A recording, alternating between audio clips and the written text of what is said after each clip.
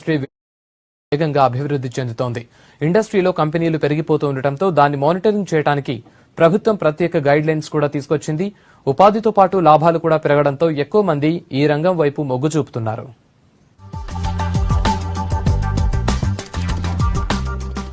Direct selling industry వేగంగా విస్తరిస్తోంది. ఈ బిజినెస్ తో వినియోగదారులు మోసపోకూడదనే ఉద్దేశంతో 2016 సెప్టెంబర్లో కేంద్రం ఈ ఇండస్ట్రీని గుర్తించి కొత్తగా మార్గదర్శకాలు తీసుకొచ్చింది.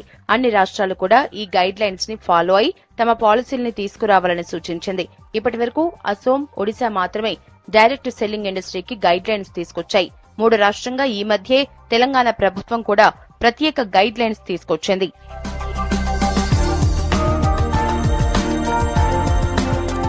కొత్త గైడ్ లైన్స్ ప్రకారం డైరెక్ట్ సెల్లింగ్ కంపెనీలు తప్పనిసరిగా పరిశ్రమల శాఖ దగ్గర రిజిస్ట్రేషన్ చేయించుకోవాలి. తప్పనిసరిగా ఒక షాప్ తో పాటు పర్మనెంట్ అడ్రస్ కూడా ఇవ్వాలి. తమ ఉత్పత్తులు కొనుగోలు చేసిన వారితో పాటు అమ్మిన వారి పేర్లు, డెలివరీ తేదీ, వారంటీ ఇలా అన్నింటికీ రికార్డ్స్ నిర్వహించాల్సి ఉంటుంది.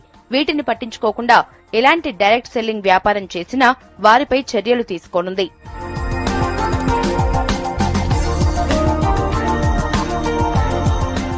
గైడ్ లైన్స్ తీసుకురావటాన్ని డైరెక్ట్ సెల్లింగ్ అసోసియేషన్ స్వాగతిస్తోంది. కొత్త కంపెనీలతో ఇండస్ట్రీకే చెడ్డ పేరు వచ్చేదని, ఇలాంటి గైడ్ లైన్స్ తో ఇండస్ట్రీ సాఫీగా సాగుతోందంటున్నారు.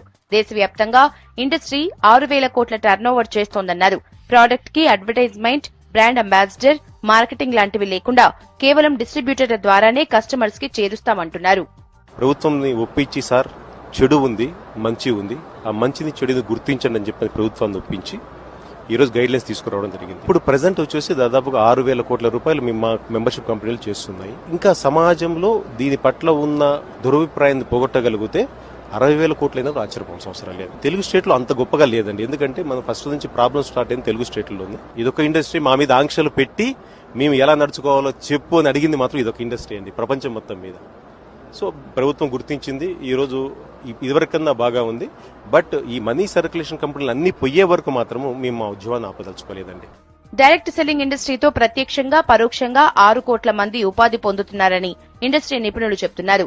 ప్రొడక్ట్స్ తయారు చేసే ప్రాసెస్ నుంచి వాటిని డిస్ట్రిబ్యూట్ చేసే వరకు ఎంప్లాయీస్ పనిచేస్తున్నారు. అయితే ఈ ఇండస్ట్రీ గత 5 ఏళ్లుగా 15% గ్రోత్ రేట్ తో ముందుకు వెళ్తోందంటున్నారు. It's nearly 6 crore people are associated with the direct selling industry. Regulations are that guideline has got given a certain points which should be considered. That government support is tremendous because this ruling government has already declared this in their manifesto that they are movement, they come in power, they will be giving us the direct selling.